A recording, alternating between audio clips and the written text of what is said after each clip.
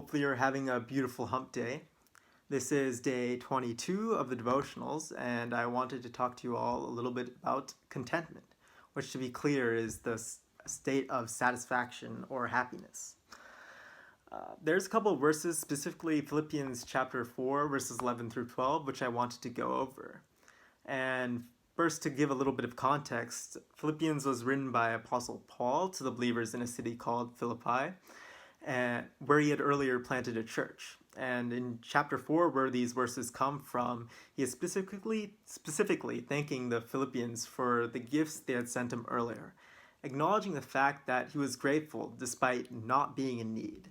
And why wasn't he in need? Well, in verses 11 and 12, he says, "I'm not saying this because I am in need, for I have learned to be content whatever the circumstances. I know what it is to be in need, and I know what it is to have plenty. I have learned the secret of being content in any and every situation, whether well fed or hungry, whether living in plenty or want." Paul had the secret of being content in any and every situation. I do not know about y'all, but I already find it hard to be content in even small things, like perhaps not performing well on my last test, or maybe the sport team that I'm following loses, and stuff like that. And the prospect of staying content in each and every situation, even when God might close down desirable doors in our lives and our prayers might be left unanswered, it's really tough and definitely a lot to ask for. Let's take a look at the life of Paul. He came from an affluent background where he was a Pharisee, which were the pompous and pious leaders of the Jewish faith at the time.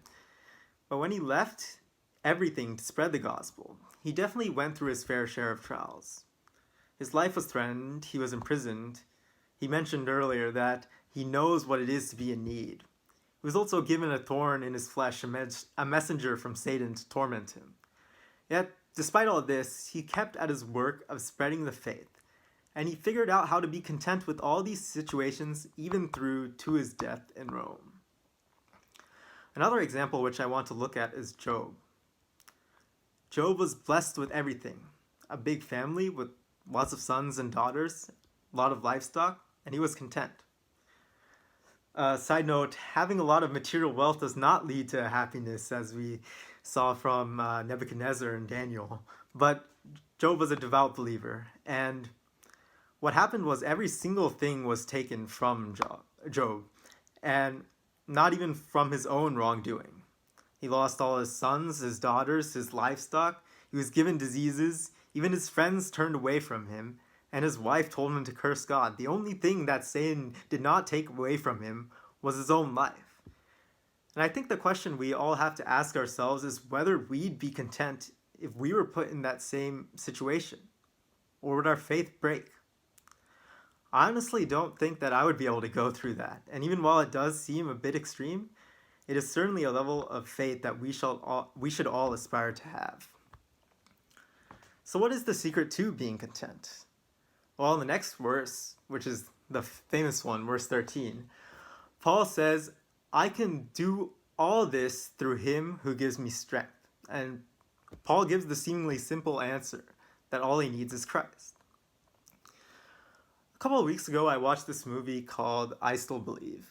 This movie talks about the events in the life of singer Jeremy Camp and how he met his first wife, Melissa, who succumbed to cancer at an early age.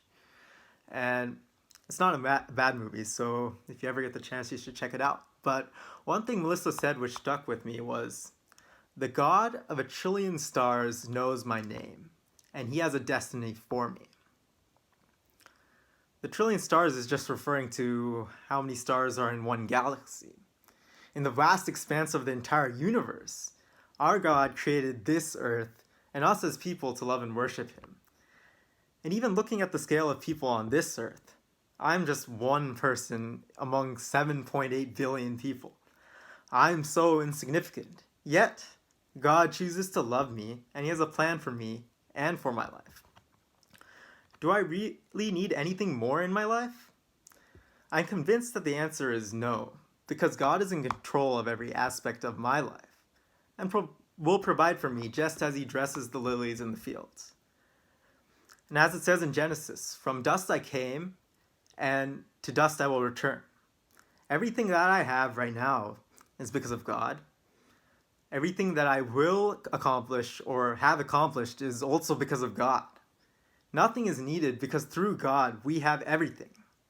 And I'd like to challenge all of us to be able to fully realize that we can be content no matter what happens in our lives, because the all-powerful, all-knowing, all-present, ever-loving God is on our side. That's all I have. Stay safe, y'all, and have a blessed day.